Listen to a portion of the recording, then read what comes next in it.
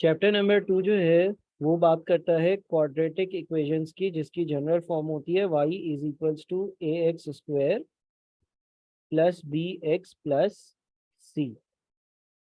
Initially हमने जो बात करी थी वो करी थी y is equals to m x plus c, यानी कि स्ट्रेट लाइन ग्राफ की। और स्ट्रेट लाइन ग्राफ्स के बारे में हमने ये पढ़ा था कि ये या तो अपवर्ड स्लोपिंग होंगे या डाउनवर्ड स्लोपिंग होंगे या पैरेलल टू एक्स एक्सेस होंगे या पैरेलल टू वाई एक्सेस होंगे। अब हमें चैप्टर नंबर 2 में क्वाड्रेटिक इक्वेशंस की बात करनी है, जिसके ग्राफ या तो यू शेप्ड होंगे या जिसके ग्राफ जो है वो इन्वर्टेड यू शेप्ड होंगे। इस दो तरह से ये ग्राफ आ सकते हैं, दो तरह के ये ग्राफ्स हो सकते हैं। अच्छा, जब हम स्ट्रेट लाइन बनाते थे तो एक्स की पावर जो है वो मैक्सिमम 1 तक जाती थी, लेकिन यहाँ पर आपकी एक्स की जो पावर है ना वो 2 तक जाएगी। अब लेट से हम इसको इस तरह से लिखते हैं, एक क्वाड्रेटिक इक्वेशन लिखता हूँ मैं, y is equals to x minus 1 multiplied by x minus 3। ये एक क्वाड्रेटिक इक्वेशन है और यहाँ पर इस क्वाड्रेटिक इक्वेशन के जो है ना दो फैक्टर्स बने हुए हैं। इस क्वाड्रेटिक इक्वेशन की ये फैक्टराइज्ड फॉर्म है। इस क्वाड्रेटिक इक्वेशन के दो फैक्टर्स बने हुए हैं। सही है। या तो क्वाड्रेटिक इक्वेशन इस तरह से फैक्टराइज्ड फॉर्म में होगा या फिर एक्सपेंडेड फॉर्म में होगा। अगर एक्सपेंडेड फॉर्म में होगा तो वो इस तरह से होगा कि इसको अगर हम मल्टीप्लाई कर दें, x multiplied by x, x square आएगा। एक्स मल्टीप्लाइड बाई -3 तो -3x आएगा। -1 मल्टीप्लाइड बाई एक्स -x आएगा। और -1 मल्टीप्लाइड बाई -3 प्लस का 3 आएगा। और फिर इसको हम अगर इस तरह से लिख दें, y is equals to x square -4x plus 3। ये इसकी एक्सपेंडेड फॉर्म है। ये इसकी एक्सपेंडेड फॉर्म है, यानी कि हमने इनको मल्टीप्लाई कर कर लिख दिया। x-1 को x-3 से जब हमने मल्टीप्लाई किया तो x into x x square हुआ। फिर x-3 से मल्टीप्लाई हुआ तो -3x हुआ। फिर -1 x से मल्टीप्लाई हुआ तो -x हुआ। और फिर -1 और -3 मल्टीप्लाई होकर +3 हो गए। और ये एक्स स्क्वायर -4x प्लस 3 मेरी एक्सपेंडेड फॉर्म आ गई। फैक्टराइज्ड फॉर्म में से एक्सपेंडेड फॉर्म पर जाने का मतलब ये है कि आप जो है वो इनको मल्टीप्लाई कर दोगे। ठीक है। अच्छा, अब ये जो एक्सपेंडेड फॉर्म है इसको हम यूज करते हुए जरा इस क्वाड्रेटिक इक्वेशन का ग्राफ बनाते हैं। यानी कि हम यहाँ पर तो पहुंच गए कि y जो है ना वो एक्स स्क्वायर -4x प्लस 3 के बराबर है। अब अगर कोई ये बोलता है कि इस इक्वेशन का आप जो है ना वो x इंटरसेप्ट ढूंढो, इस क्वाड्रेटिक इक्वेशन का x इंटरसेप्ट ढूंढो, तो मुझे ये पता है कि x इंटरसेप्ट पर y 0 होता है। x इंटरसेप्ट पर y की वैल्यू जो है वो 0 होती है। तो अगर मुझे x इंटरसेप्ट ढूंढना होगा तो मैं ऊपर वाली इक्वेशन में y की जगह 0 डालूंगा। तो ये बन जाएगा 0 is equals to x square -4x plus 3। 0 is equals to x square -4x plus 3। अब अगर मैं इसको सॉल्व करना चाहूँ और x की वैल्यूज कैलकुलेट करना चाहूँ तो दो मेथड्स हैं। मेथड नंबर 1, मेथड नंबर 1 ये है कि मैं जो मेरी मिड टर्म है ना, मिड टर्म उसको ब्रेक करूं। मिड टर्म को ब्रेक करने का मतलब ये है कि जो ये मेरे पास -4x लिखा हुआ है इसके दो हिस्से करूं। अब -4x के दो हिस्से कैसे करेंगे हम, उसके लिए भी कुछ बातें आपको याद रखनी होंगी। देखिए, अगर मैं अपने एक्स स्क्वायर -4x प्लस 3 को, एक्स स्क्वायर -4x प्लस 3 को एक्स स्क्वायर -4x प्लस 3 को कंपेयर करता हूँ a x square plus b x plus c से। अगर मैं एक्स स्क्वायर -4x प्लस 3 को कंपेयर करता हूँ a x square plus b x plus c से, तो मुझे ये पता चलता है कि ए जो है ना वो 1 है बी जो है ना वो -4 है और सी जो है ना वो 3 है। ए जो है वो 1 है, बी जो है वो -4 है और सी जो है ना वो 3 है। अब जब हम मिड टर्म को ब्रेक करते हैं, यानी कि ये जो -4x लिखा हुआ आ रहा था, इस -4x को मुख्तलिफ तरह से लिखा जा सकता है। -4x को हम लिख सकते हैं -2x -2x। -4x को हम लिख सकते हैं -3x -x। -4x को हम जो है वो लिख सकते हैं, -4x को हम लिख सकते हैं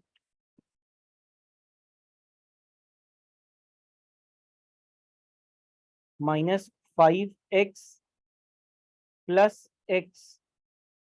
मुख्तलिफ तरीके से लिख सकते हैं।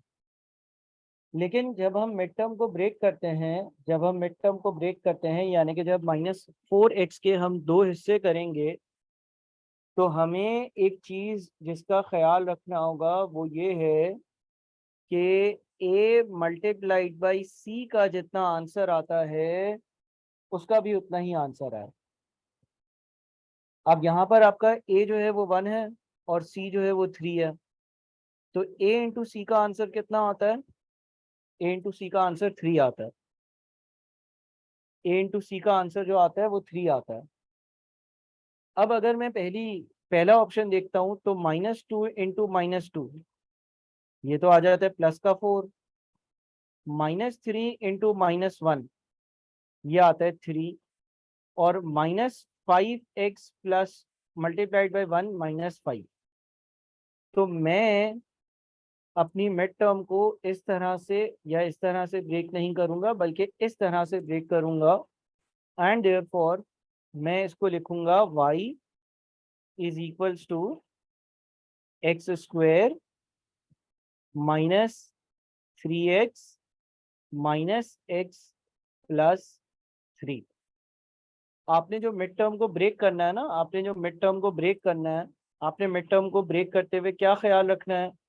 आपने मिड टर्म को इस तरह से ब्रेक करना है, आपने मिड टर्म को इस तरह से ब्रेक करना है, आपने मिड टर्म के दो हिस्से इस तरह से करने हैं कि जब उन दोनों हिस्सों को मल्टीप्लाई किया जाए तो a इंटू सी का जितना आंसर है उतना ही आंसर आ रहा है।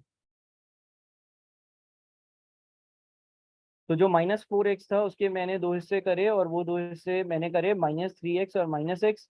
-3x और -x -4x बनता है और -3 इंटू -1 जो है वो 3 भी बनता है, यानी कि a इंटू सी से जो आंसर आ रहा है वो बनता है। अब मैं क्या करूंगा, अब मैं लिखूंगा 0 इज इक्वल्स टू, पहली दो टर्म्स में क्या कॉमन है? x कॉमन है, तो मैं लिख दूंगा x -3। और दूसरी दो टर्म्स में -1 कॉमन है, तो मैं लिख दूंगा x -3। फिर ये आ जाएगा 0 is equals to x -1 multiplied by x -3, यानी कि या तो x -1 जो है वो 0 है और x जो है वो 1 है, या फिर x -3 जो है ना वो 0 है और x जो है ना वो 3 है। इस तरह से हमारे पास x इज इक्वल्स टू 1 और x इज इक्वल्स टू 3, ये दो आंसर्स आ जाएंगे। और ये दोनों मेरे x इंटरसेप्ट होंगे, यानी कि ये ग्राफ जो है वो 1,0 से और 3,0 से गुजर रहा होगा। मेथड नंबर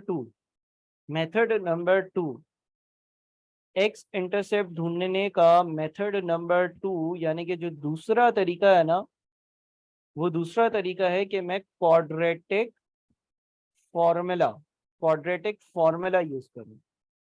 दूसरा जो तरीका है मेथड नंबर 2 जो है वो ये है कि मैं क्वाड्रेटिक फॉर्मूला यूज करूं। अब जो क्वाड्रेटिक फॉर्मूला होता है वो कैसे यूज होता है? क्वाड्रेटिक फॉर्मूला यूज अगर करना हो ना, तो क्वाड्रेटिक फॉर्मूला होता है x is equals to -b plus minus √b² -4ac upon 2a। -b plus minus √b² -4ac upon 2a। अब हमने यहाँ पर आइडेंटिफाई कर लिया है कि जो मेरा ए है वो 1 है, जो मेरा बी है वो -4 है, और जो मेरा सी है वो 3 है। तो हम लिखते हैं इसको x is equals to -b plus minus √b² -4 ac upon 2a। तो ये बनेगा 4 प्लस माइनस, अच्छा यहाँ पर 4 इंटू 4 16 होगा, 16 माइनस 12 जो है वो 4 होता है, √4 यानी कि 2 अपॉन 2। तो हम कहेंगे कि या तो x जो है ना वो 4 प्लस 2 अपॉन 2 के बराबर है, या फिर x जो है ना वो 4 माइनस 2 अपॉन 2 के बराबर है। तो यहाँ पर आपके पास 6 डिवाइडेड बाई 2 3 आ गया, या यहाँ पर आपके पास 2 डिवाइडेड बाई 2 यानी कि 1 आ गया। अगेन आपके पास यही हुआ कि आपके पास जो है ना वो दो एक्स इंटरसेप्ट की वैल्यूज आ गई, एक आपके पास 3,0 है और दूसरा आपके पास 1,1,0। ठीक है। अच्छा, फिर अगर हमें वाई इंटरसेप्ट ढूंढना हो, अगर हमें वाई इंटरसेप्ट ढूंढना हो तो जो वाई इंटरसेप्ट होता है ना, वाई इंटरसेप्ट पर एक्स 0 होता है, वाई इंटरसेप्ट पर एक्स की वैल्यू 0 होती है। तो अगर सेम सवाल का मुझे वाई इंटरसेप्ट ढूंढना है, मेरे पास जो सवाल था वो सवाल क्या था, मेरे पास जो सवाल था वो था y is equals to x² -4x plus 3। X की जगह अगर 0 डालते हैं तो 0 का स्क्वायर -4 इंटू 0 प्लस 3 आया, यानी कि वाई इंटरसेप्ट होगा 0,3। जो मेरा वाई इंटरसेप्ट होगा वो 0,3 होगा। अब मैं इस पर्टिकुलर ग्राफ को अगर ड्रॉ करता हूं तो मैंने एक्स और वाई एक्सिस बनाए, ये एक्स एक्सिस है, ये वाई एक्सिस है। 0,3 यहाँ पर 0,3 होगा, फिर 1,0 ये 1,0 होगा, और फिर 3,0 ये 3,0 होगा, और ये ग्राफ इस तरह से नीचे जाकर ऐसे ऊपर जा रहा है। ये हमारे पास जो है वो क्या कहते हैं, इसका ग्राफ बनेगा इस पर्टिकुलर इक्वेशन का। सही है। अब आप लोग यहाँ तक इसको कॉपी करें, और मैं आप लोगों को एक सवाल देता हूँ, y is equals to x-2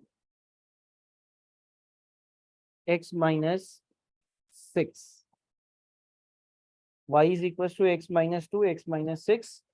इसका भी आप लोग जो है वो x इंटरसेप्ट निकालो, इसका y इंटरसेप्ट निकालो, और इसका ग्राफ बनाओ। चलो ठीक है, मैं आप लोगों को कॉपी करने के लिए और ये सवाल करने के लिए 10 मिनट दे रहा हूँ, 10 मिनट में ज़रा ये काम कंप्लीट करो।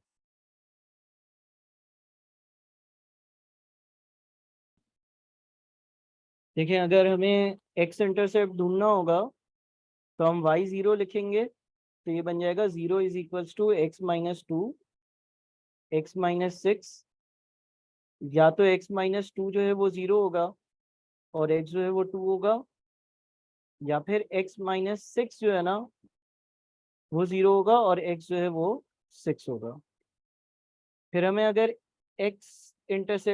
हमें अगर y इंटरसेप्ट ढूंढना होगा तो हमें x0 लिखेंगे, तो ये 0-2 मल्टीप्लाइड बाई 0-6 होगा, और ये आपके पास जो है वो -2 इंटू -6 यानी कि 12 हो जाएगा। सही है। और उसके बाद फिर हम उसका अगर ग्राफ बनाएंगे तो वो 2 से गुजरेगा, 6 से गुजरेगा और 0,12 से गुजरेगा, कुछ इस तरह का ये ग्राफ बन रहा होगा। ठीक है।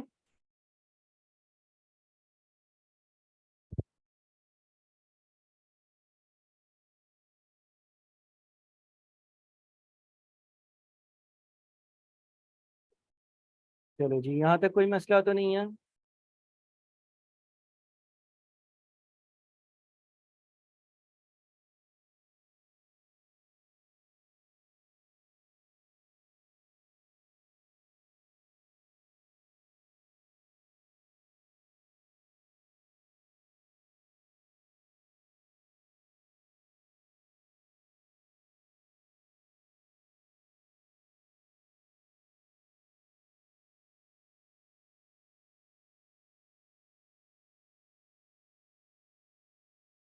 अच्छा, अब कुछ और आगे की बातें करते हैं। मैं जरा स्क्रॉल डाउन करता हूँ उसको। सही। अब जो है भाई, अगली जो चीज़ है वो ये है कि आपके पास जो क्वाड्रेटिक फॉर्मूला होता है ना, वो होता है -b plus minus under root b² -4ac upon 2a। सही है। अच्छा, आपके जो ग्राफ होता है, आपका जो क्वाड्रेटिक इक्वेशन का ग्राफ होता है, वो इस तरह का बन सकता है, इस तरह का भी बन सकता है। इन दोनों ग्राफ्स में आपके पास, फॉर एग्जांपल, पहला जो ग्राफ है ग्राफ नंबर 1 और ये ग्राफ नंबर 2 है। तो जो पहला ग्राफ है ना, इसके कितने एक्स इंटरसेप्ट्स हैं? 2 एक्स इंटरसेप्ट्स हैं, पहला, दूसरा। इसी तरह से इस ग्राफ के दूसरे वाले ग्राफ के भी 2 एक्स इंटरसेप्ट्स हैं, पहला और दूसरा। तो आपका जो क्वाड्रेटिक ग्राफ होता है उसके 2 एक्स इंटरसेप्ट्स हो सकते हैं। ऐसा भी हो सकता है कि आपके ग्राफ का सिर्फ और सिर्फ एक ही एक्स इंटरसेप्ट हो।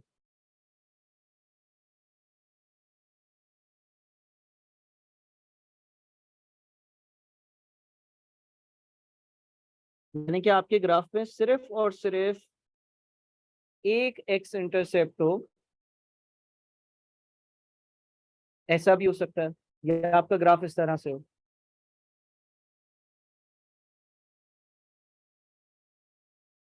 एक एक्स इंटरसेप्ट हो। ठीक है। और ऐसा भी हो सकता है कि आपके ग्राफ में एक भी एक्स इंटरसेप्ट ना हो, यानी ये ग्राफ कभी भी एक्स एक्सेस को कट ही ना करे।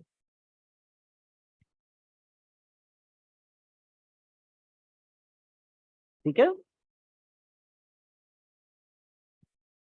तो ऐसा हो सकता है कि आपके क्वाड्रेटिक ग्राफ में 2 एक्स इंटरसेप्ट्स हो। ऐसा हो सकता है कि आपके क्वाड्रेटिक ग्राफ में एक एक्स इंटरसेप्ट हो।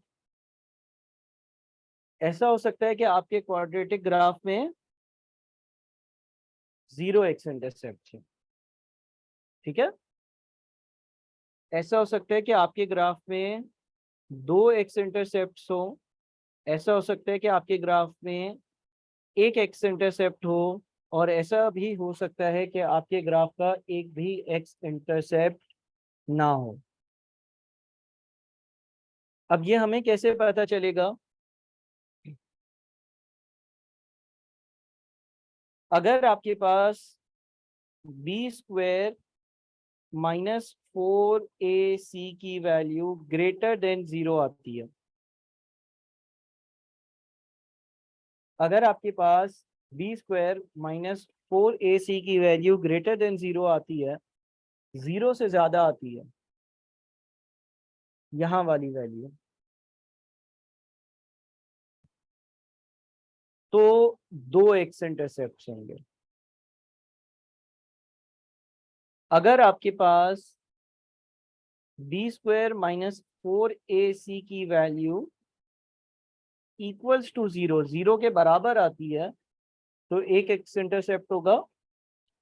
और अगर आपके पास बी स्क्वायर माइनस 4ac की वैल्यू लेस देन जीरो आती है, तो एक भी एक्स इंटरसेप्ट नहीं होगा। ठीक है। अगर बी स्क्वायर माइनस 4ac की वैल्यू ग्रेटर देन जीरो आएगी तो दो एक्स इंटरसेप्ट होंगे। अगर बी स्क्वायर माइनस 4ac की value equals to zero, zero के बराबर आएगी, तो एक एक्स इंटरसेप्ट होगा। अगर बी स्क्वायर माइनस 4ac की वैल्यू लेस देन जीरो आएगी तो एक भी एक्स इंटरसेप्ट नहीं होगा। ये इमेजिनरी रूट्स होंगी जिसको हम यहाँ पर डिस्कस नहीं करेंगे, वो हमारे सिलेबस में नहीं है, आयोटा वगैरह इन्वॉल्व होगा। फॉर एग्जाम्पल लेट से आपने क्वाड्रेटिक इक्वेशन लगाया, क्वाड्रेटिक फॉर्मूला लगाया, बी की वैल्यू थी -4 और b square minus 4ac, b square minus 4ac जो है, यानी कि ये जो अंडर रूट है इसके नीचे जो बी स्क्वायर माइनस 4ac आ रहा था, ये 16 आ रहा था और नीचे था डिवाइडेड बाई 2 इंटू 1। अगर ऐसा कुछ हो रहा था, यानी कि ये जो बी स्क्वायर माइनस 4ac की वैल्यू थी, जो बी स्क्वायर माइनस 4ac की वैल्यू थी ये 16 थी, यानी कि बी स्क्वायर माइनस 4ac की वैल्यू जीरो से ज्यादा थी। तो क्योंकि बी स्क्वायर माइनस 4ac की वैल्यू जीरो से ज्यादा है, बी स्क्वायर माइनस 4ac की वैल्यू 16 है, तो आपके पास इसको अगर सॉल्व करोगे तो आपके पास एक्स की दो वैल्यूज आएंगी, एक्स के दो आंसर्स आएंगे, यानी कि दो एक्स इंटरसेप्ट होंगे।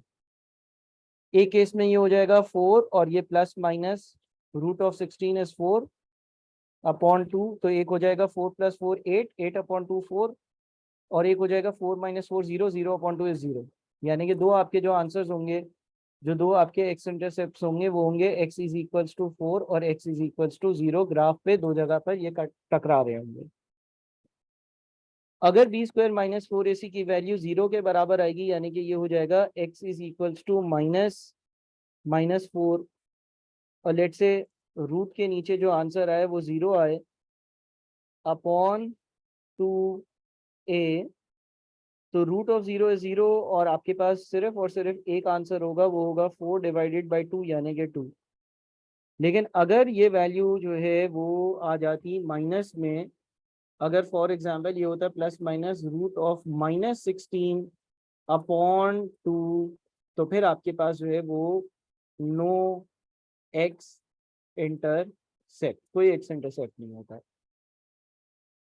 पहले केस में हम बोलते हैं कि सवाल जो है उसमें दो एक्स इंटरसेप्ट हैं या दो रियल रूट्स हैं, दो रियल रूट्स हैं। दूसरे केस में हम सवाल में बोलते हैं कि वन रियल रूट है। तीसरे सवाल में हम बोलते हैं कि यहाँ पर नो रियल रूट, एक भी रियल रूट नहीं है। ठीक है।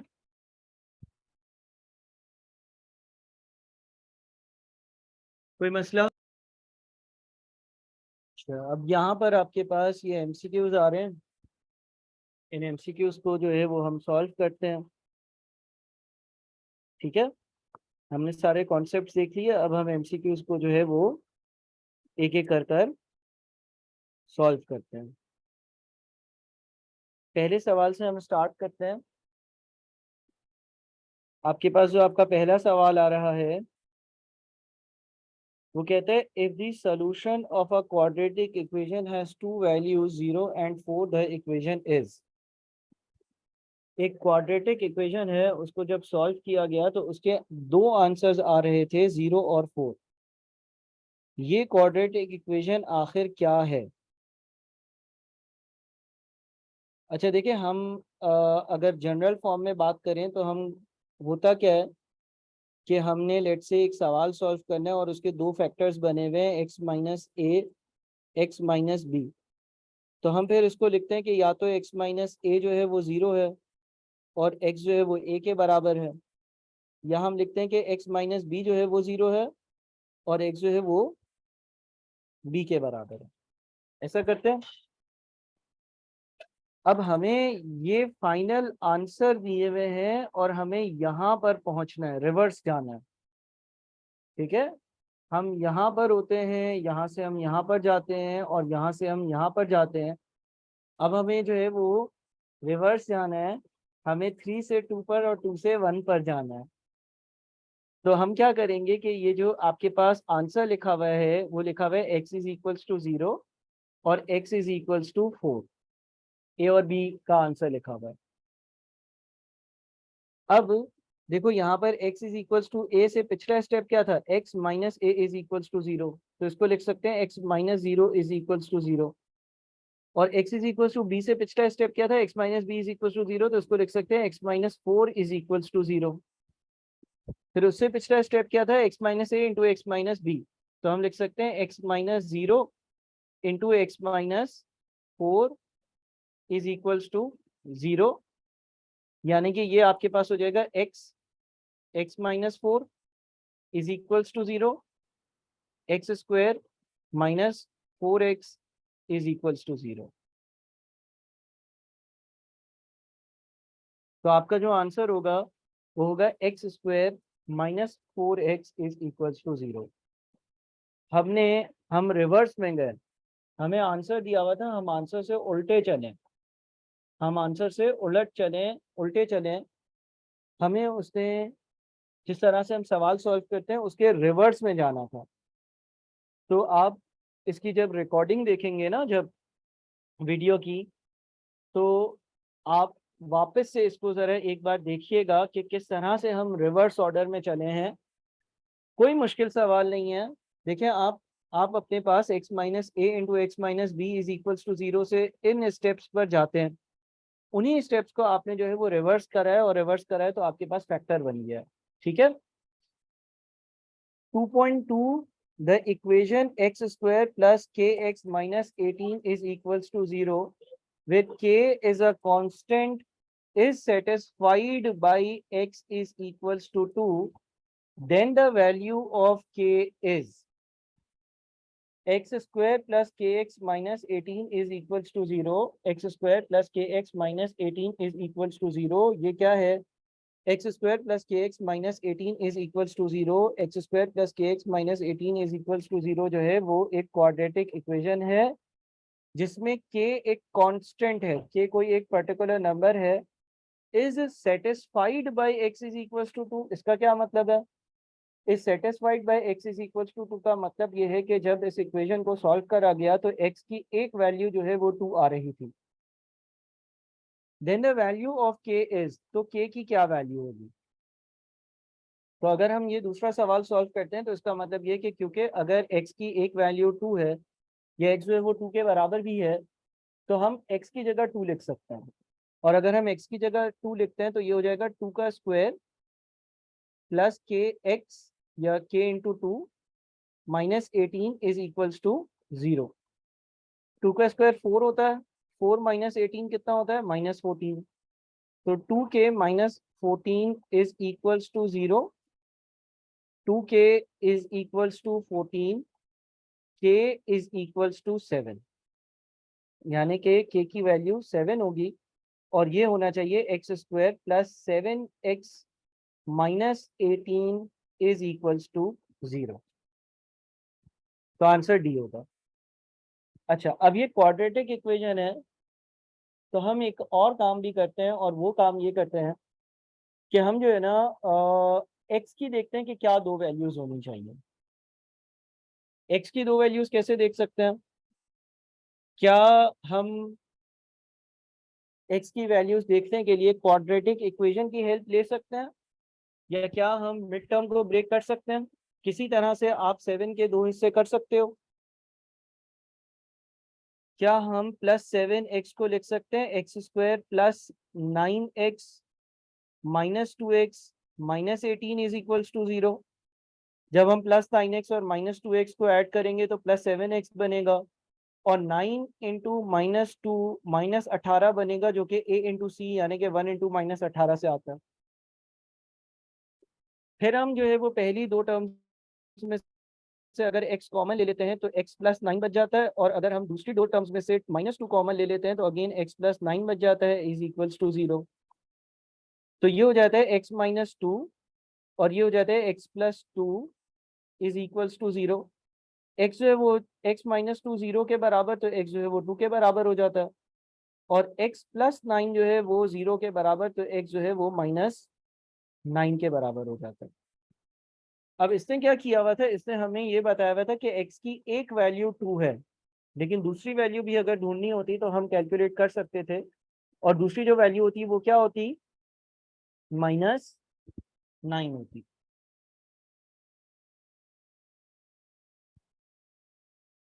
एक और बात, क्या वो हमें -9 वाली वैल्यू इस x इज इक्वल टू 2 की जगह, -9 वाली वैल्यू देता तो भी K7 आता, क्योंकि x इज इक्वल टू -9 भी है, तो बिल्कुल तो भी k की वैल्यू 7 आती, तो ये हो जाता -9 का स्क्वायर, फिर आ जाता आपके पास -9 के -18 इज इक्वल्स टू 0।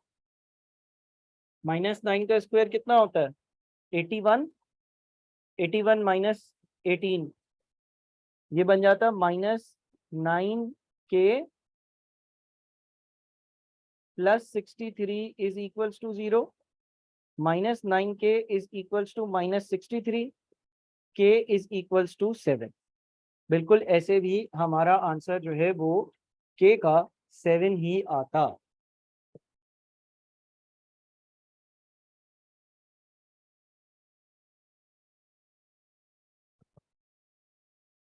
ठीक है, तो ये कुछ एक्स्ट्रा चीजें कर रहा हूँ जो आप रिकॉर्डिंग में देखेंगे तो आपको फायदा होगा कि हमने एक ही सवाल जो है वो 2-3 एंगल्स उसके कवर करे।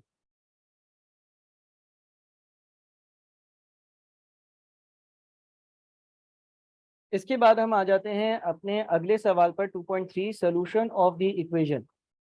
आपको एक इक्वेशन दिया हुआ है, इक्वेशन है आपके पास x प्लस 5 का whole square is equals to 16। ठीक है, अब इसको सॉल्व करने के दो तरीके हैं। एक तरीका तो ये कि पहले मैं ब्रैकेट को सॉल्व कर लूं, तो ये हो जाता है x plus 5 multiplied by x plus 5 is equals to 16। 2 के स्क्वायर का मतलब 2 इंटू 2 होता है, 4 के स्क्वायर का मतलब 4 इंटू 4 होता है, एक्स प्लस 5 के होल स्क्वायर का मतलब x plus 5 into x plus 5 होता है। X into x x square आता, एक्स इंटू 5 जो है वो 5x आता, 5 इंटू एक्स जो है वो अगेन 5x आता, और फिर आता 25 is equals to 16। X square plus 10x, x square plus 10x plus 25 is equals to 16।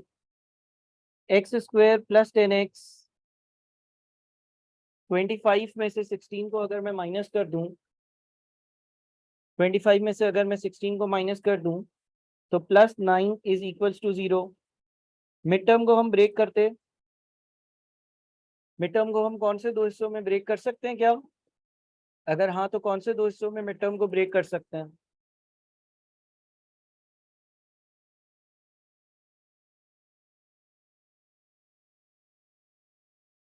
बताओ जल्दी से। 9x plus x plus 9 is equals to 0। X common होता है, एक्स प्लस 9, दूसरी साइड पर +1 आता, x plus 9 is equals to 0। ये हो जाता है x plus 1 x plus 9 is equals to 0, यानी कि या तो एक्स प्लस 1 जो है वो 0 है और एक्स जो है वो -1 है, या फिर एक्स प्लस 9 जो है वो 0 है और एक्स जो है वो -9 है।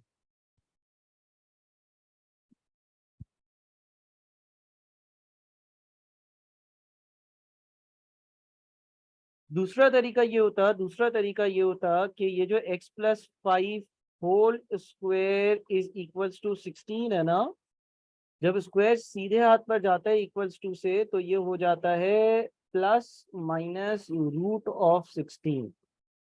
यानी कि ये हो जाता है x plus five is equals to plus minus four. तो ये हो जाता है x plus five is equals to four, या x is equals to minus one, या फिर x plus five is equals to minus four और x is equals to minus nine. इन दोनों तरीकों से हम इस सवाल को सॉल्व कर सकते थे और हमारा जवाब माइनस वन माइनस नाइन यानी कि बी होता।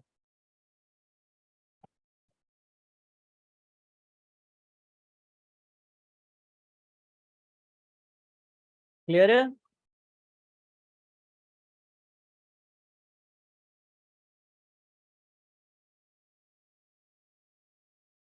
अच्छा जी, अगला सवाल जो है सेकंड मेथड में मैंने ये किया है कि ये जब पावर टू सीधे हाथ पर गई ना तो सीधे हाथ पर जाकर ये रूट बन जाती है और प्लस माइनस बाहर लगा देते हैं। तो हम ये जो एक्स प्लस फाइव की power to is equal to sixteen था, पावर टू सीधे हाथ पर गई तो वो रूट ऑफ सिक्सटीन बन गया, और रूट ऑफ सिक्सटीन बनने के बाद फिर हमने इसको सॉल्व कर लिया। हम क्वाड्रेटिक फॉर्मूला भी यूज कर सकते थे अगर हम लेट से यहाँ पर पहुंच गए, यहाँ पर पहुंचकर हम अपना क्वाड्रेटिक फॉर्मूला यानी कि minus b plus minus under root b square minus four ac upon two a भी यूज कर सकते थे। 2.4 8x square minus 2xy minus 3y square is equals to 0, then y in terms of x is, y की value बतानी है in terms of x। इसका मतलब y equals to के उल्टे हाथ पर होगा और बाकी सब कुछ सीधे हाथ पर होगा इक्वल्स टू के। तो अगेन आप इसको जो है अगेन आप जो है इसको मिड टर्म को ब्रेक करें। ठीक है, मिड टर्म को अगर ब्रेक करेंगे ना, ए आपके पास 8 है, सी जो है वो आपके पास माइनस थ्री वाई स्क्वायर है, तो ए इंटू सी क्या बनता है? ए इंटू सी बनता है 8 multiplied by minus three y का होल स्क्वायर यानी कि माइनस 24 वाई स्क्वायर। तो बीच वाली टर्म को आपने ऐसे ब्रेक करना है कि इसी तरह का कोई आंसर बन रहा हो। तो क्या मैं ऐसा कर सकता हूं कि 8x स्क्वायर माइनस 2xy को जो है ना वो मैं लिख देता हूं -6xy plus 4xy minus 3y square is equals to 0। ये क्यों किया मैंने?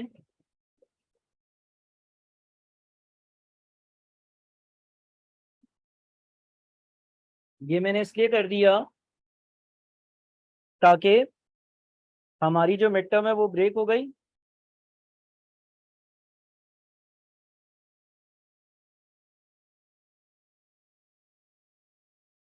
हमने अपनी मिड टर्म के दो हिस्से करे और इस तरह से करे कि अगर देखो इसको मैं सॉल्व करूंगा ना -6xy प्लस 4xy, अगर मैं इसको सॉल्व करूंगा -6xy प्लस 4xy तो वो दोबारा से -2x बनेगा, -2xy बनेगा। और अगर मैं मल्टीप्लाई करूंगा -6 को और 4y को, तो मल्टीप्लाई कर कर वही आंसर बनेगा जो a मल्टीप्लाइड बाई सी का आंसर यानी कि -24 वाई स्क्वायर ही बनेगा। मल्टीप्लाई होकर a इंटू सी वाला आंसर आना चाहिए।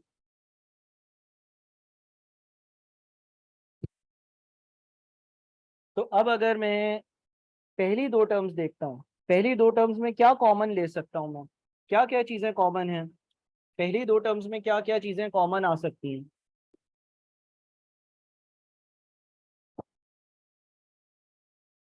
पहली दो टर्म से मैं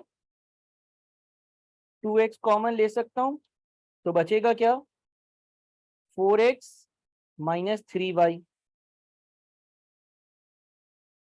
दूसरी दो टर्म्स में से क्या कॉमन ले सकता हूँ? y कॉमन ले सकता हूँ, तो बचेगा क्या? 4x minus 3y is equals to 0, यानी कि 2x प्लस वाई एक फैक्टर हो गया, या फिर 4x minus 3y is equals to 0, 2x plus y is equals to 0, y is equals to minus 2x, 4x minus 3y is equals to 0, 4x is equals to 3y, y is equals to 4 over 3x। तो हमारा आंसर जो होगा वो होगा y is equals to minus 2x और y is equals to 4 over 3x, यानी कि बी आंसर होगा।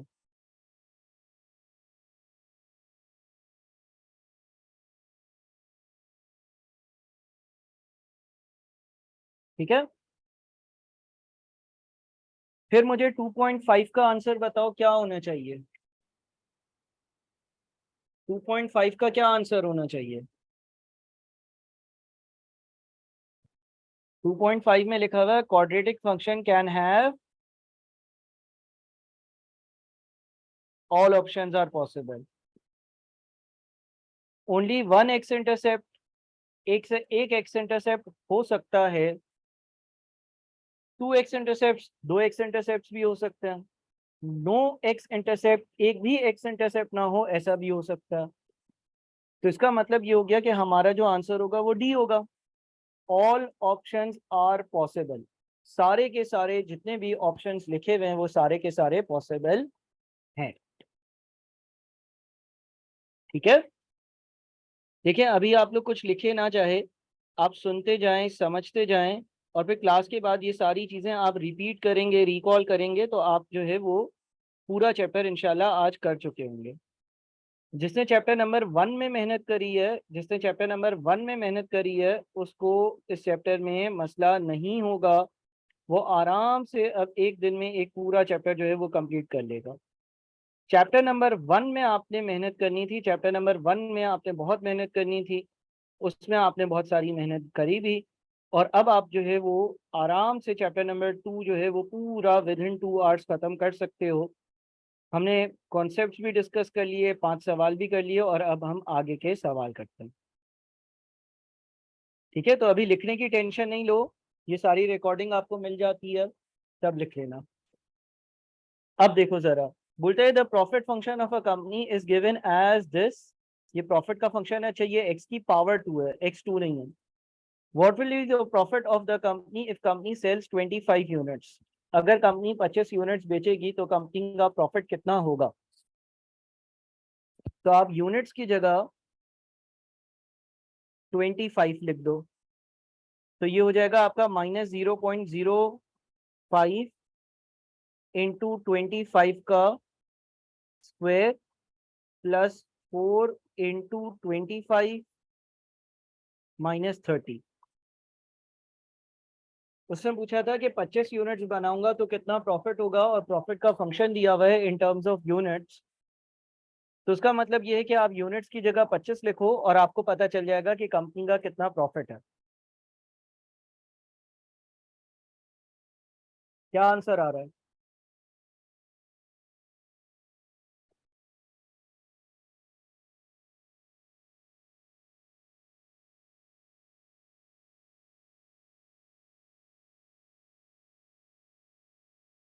38.75। अगला है the profit function of a company is given as p x is equal to, same function है, what will be the profit of the company if company is not able to sell any units.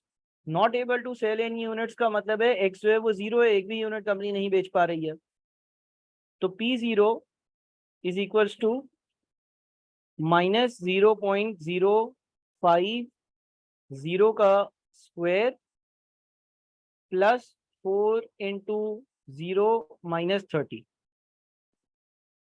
तो answer क्या आएगा, -30, A answer होगा।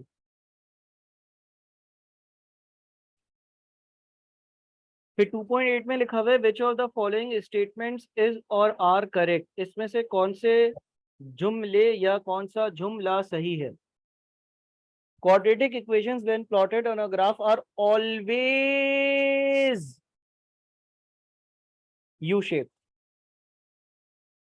पहले जुमले में वो बोलता है कि क्वाड्रेटिक इक्वेशन का ग्राफ हमेशा यू शेप्ड ही बनता है, तो ये जुमला गलत है। क्यों गलत है? इसलिए क्योंकि ऐसा जरूरी नहीं है कि हमेशा यू शेप बने, कभी कभी इन्वर्टेड यू शेप भी तो बनता है, उल्टा भी तो बनता है। तो पहला जुमला गलत हो गया। फिर बोलते हैं quadratic equation when plotted on a graph are always inverted U shape. ये भी गलत है, क्योंकि यू शेप भी तो बनता है। फिर एक quadratic equation when plotted on a graph can either be U shape, या तो यू शेप्ड होगा, और इन्वर्टेड यू शेप, या फिर इन्वर्टेड यू शेप होगा। ये सही है। Quadratic equations when plotted on a graph can never B inverted U shape, ऐसा जरूरी नहीं है, हो सकता है। तो सी इसका सही आंसर होगा। 2.9 a quadratic equation is one which takes the form of quadratic equation की जो जनरल फॉर्म होती है वो होती है y is equals to ax square plus bx plus c।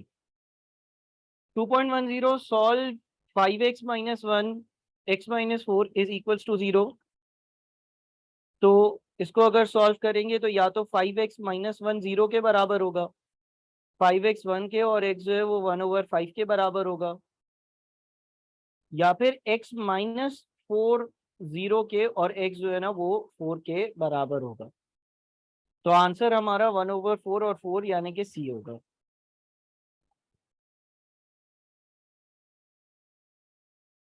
Clear है?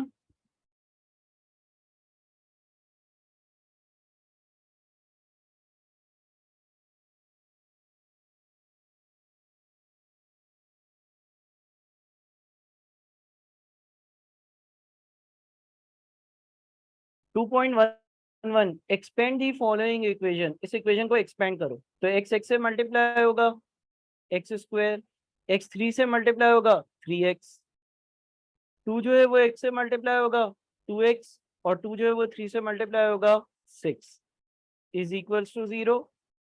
ये बन जाएगा x square plus 5x plus 6 is equals to 0। X square plus 5x plus 6 is equals to 0, option D.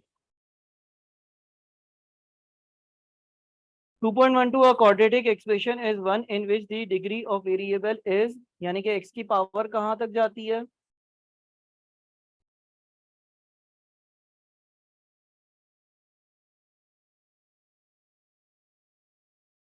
x की पावर जाती है 2 तक, तो B answer होगा।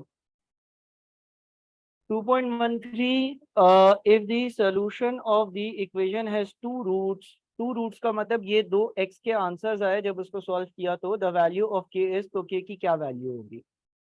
इसका मतलब ये है कि देखो, एक तो आपके पास था kx minus 3 is equals to 0, यानी कि kx is equals to 3, x is equals to 3/k। दूसरा आपके पास था kx plus 1 is equals to 0, kx is equals to -1, x is equals to -1/k। अच्छा, इसने जो दो आंसर्स दिए हैं वो दिए हुए हैं 3/2, और इसने बोला हुआ था दूसरा आंसर है -1/2। तो मैं ऑब्जर्व कर सकता हूं, मैं देख सकता हूं कि k की जगह 2 लिखा हुआ है। मैंने अपने आंसर को दिए गए आंसर से कंपेयर किया, मेरा आंसर 3/k आया, इसमें 3/2 था। दूसरा मेरा आंसर -1/k आया, इसका आंसर -1/2 था। तो नजर ये आ रहा है कि के की जगह जहां जहां के है वहां वहां 2 लिखा हुआ है।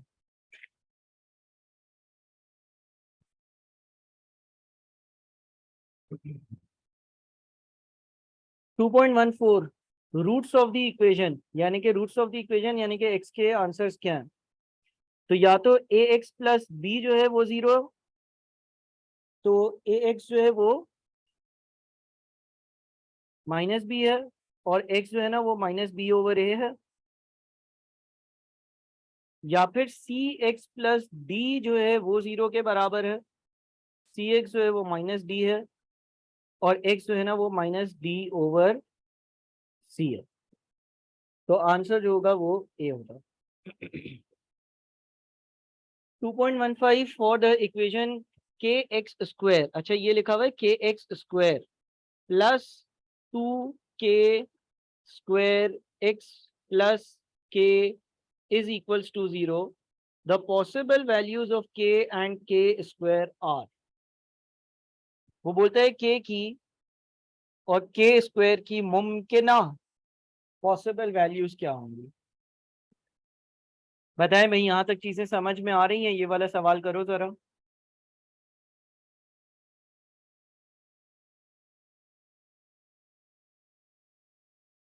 क्या मुमकिन वैल्यू होंगी के और के स्क्वायर की?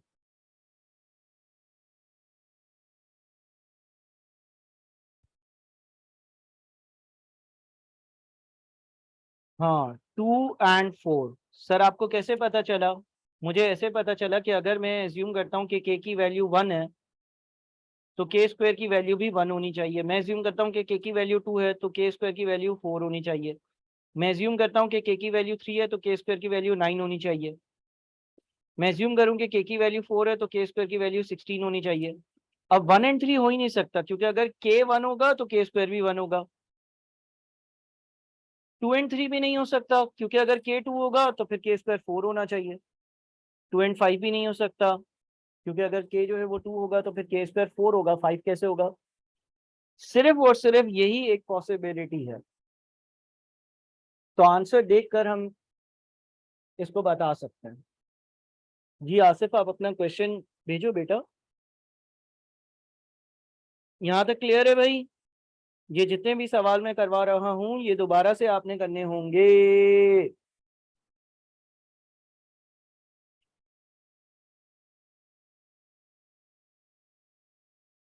2.12 में सिर्फ इतना लिखा हुआ था कि एक्स की पावर कहाँ तक जाती है।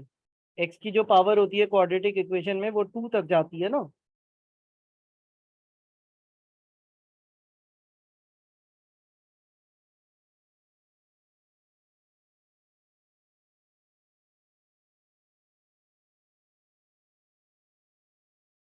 चलो जी 1/6 करो जरा,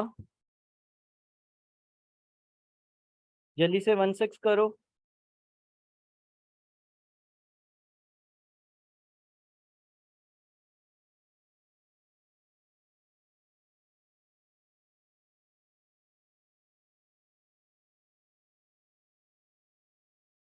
बोलते हैं बाय कंपेयरिंग 5x² ये लिखा हुआ है 5x² plus 3x minus 6 is equal to 0 with ax² plus bx plus c is equal to 0। Find the values of a b and c। तो a 5 है, b 3 है और c जो है वो -6 है। 5 3 -6। 2.17 by comparing -5x² minus 3x minus 6 is equal to 0 with ax² plus bx plus c is equal to 0। The values of a, b and c are -5 -3 -6 a होगा। फिर बोलते हैं 2.18 पे number of real roots for the quadratic equation. Real roots का मतलब है कि x के कितने इंटरसेप्ट्स होंगे। अच्छा ये है 3x² plus 2x plus 1 is equals to 0।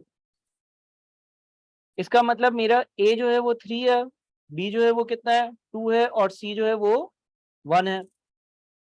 तो या तो मैं पूरा quadratic equation quadratic formula apply करूं, बट बेहतर ये कि हम b² माइनस 4ac की वैल्यू देख लें। b² माइनस 4ac कितना आएगा यहाँ पर? 2 का स्क्वायर -4 इंटू a इंटू सी। 2 का स्क्वायर कितना होता है? 4 -4 इंटू 3 इंटू 1, यानी कि b² माइनस 4ac कितना आएगा? -8। तो अगर आंसर -8 आ रहा है, हमने क्या पढ़ा था? हमने ये पढ़ा था कि अगर नेगेटिव में आंसर आएगा तो एक भी बार इसका कोई भी एक्स इंटरसेप्ट नहीं होगा, है ना, नन। फिर है number of real root for the quadratic equation. ये जो दूसरा है इसके लिए b² -4 into a into C. Sorry मैंने कुछ गलती कर दी। b² यानी कि 2 का स्क्वायर -4 इंटू a इंटू सी क्या आएगा? ये -4 इंटू -3 आता है 12 प्लस का, और पीछे है 4 प्लस का 16 आता है ना, 16 आता है ना। 2 का स्क्वायर 4, और आगे -4 इंटू -3 इंटू -4। तो अगर बी स्क्वायर -4 इसी पॉजिटिव आ रहा है तो दो रियल रूट्स होंगी। तीसरा है x square plus 2x plus 1, तो बी स्क्वायर -4ac, ये आता है 0। तो अगर 0 आता है तो एक रियल रूट होगी।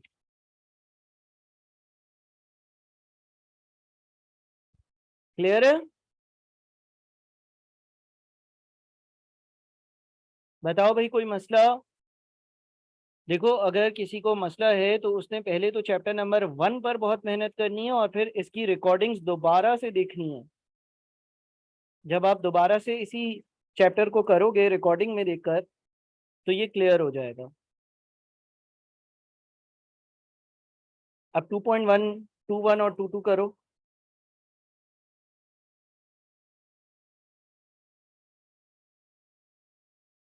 2.21, which of the following statements is are correct? कौन से जुमले या जुमला सही है? Quadratic equation will always have two equal roots. Quadratic इक्वेशन में हमेशा दो एक्स इंटरसेप्ट बराबर होंगे, यानी कि x is equal to x is equal to 2, ऐसा ही होगा। जरूरी नहीं है, ऐसा भी हो सकता है दो रूट्स हो। Quadratic equation will always have two roots, हमेशा दो रूट्स होंगी, दो आंसर्स होंगे एक्स इंटरसेप्ट के, नहीं जरूरी नहीं है। Quadratic equation will always have one root, हमेशा एक ही आंसर होगा एक्स इंटरसेप्ट का, जरूरी नहीं है। Quadratic equation will either have one और टू रूट्स, या तो एक रूट होगी या तो दो रूट्स होंगी। क्या ये सही लगता है आखिरी वाला? ऐसा भी हो सकता है कि एक भी रूट ना हो, ऐसा भी तो हो सकता है एक भी रूट ना हो, ये जुमला भी गलत है। इसने कहा क्वाड्रेटिक इक्वेशन की या तो एक या तो दो रूट्स होंगी, भाई ऐसा भी हो सकता है एक भी रूट ना हो। फिर 2.22, which of the following statement is correct? The roots of a quadratic equation can never be negative, यानी कि एक्स इंटरसेप्ट कभी भी नेगेटिव नहीं हो सकता। हो सकता है यार, देखो एक ग्राफ अगर ऐसा बन रहा है, और यहाँ पर एक्स जो है वो -2 है, और यहाँ पर जो है एक्स की वैल्यू 6 है, तो एक्स इज इक्वल टू -2 और एक्स इज इक्वल टू 6, ये दो आंसर्स हो सकते हैं। तो ये जो लिखा हुआ है the roots of a quadratic equation can never be negative, ये गलत हो गया। The roots of a quadratic equation can never be positive, कभी भी पॉजिटिव नहीं हो सकती, ये भी गलत ही है। पॉजिटिव हो सकती है, नेगेटिव हो सकती है, जीरो हो सकती है, कुछ भी एक्स की वैल्यू आ सकती है। फिर लिखा हुआ है one of the roots of a quadratic equation is always zero, हमेशा एक रूट जो होती है ना वो x is equal to zero होती है। यानी कि वो ये कहना चाह रहे हैं ये ग्राफ यहाँ से तो गुजरता ही है, यहाँ से तो गुजरता ही है, x is equal to zero से तो गुजरता ही है, ऐसा जरूरी थोड़ी है, तो ये भी गलत हो गया। Quadratic equation can have no real roots, quadratic equation can have no real roots का मतलब ये है कि हाँ ऐसा हो सकता है, ऐसा हो सकता है कि कभी किसी क्वाड्रेटिक इक्वेशन की कोई रूट ही ना हो। तो ये सही लग रहा है। तो 2.22 का आंसर क्या होगा? डी होगा। 2.22 का आंसर जो है वो डी होगा। क्लियर हो गया भाई? कोई मसला?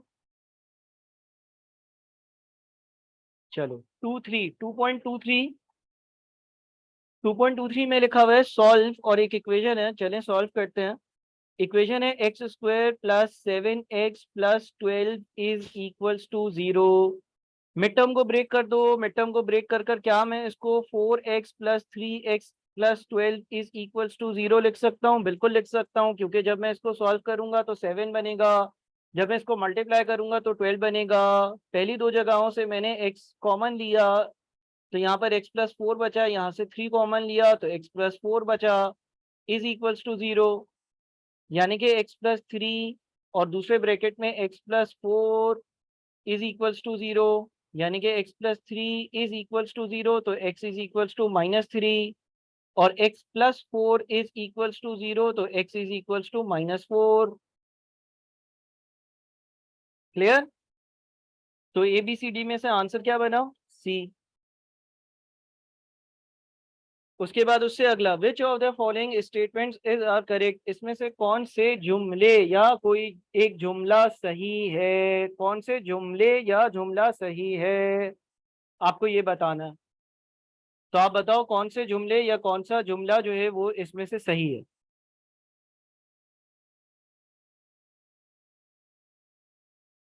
लिखा हुआ आता है भाई, graph of a coordinate equation will always intersect x axis.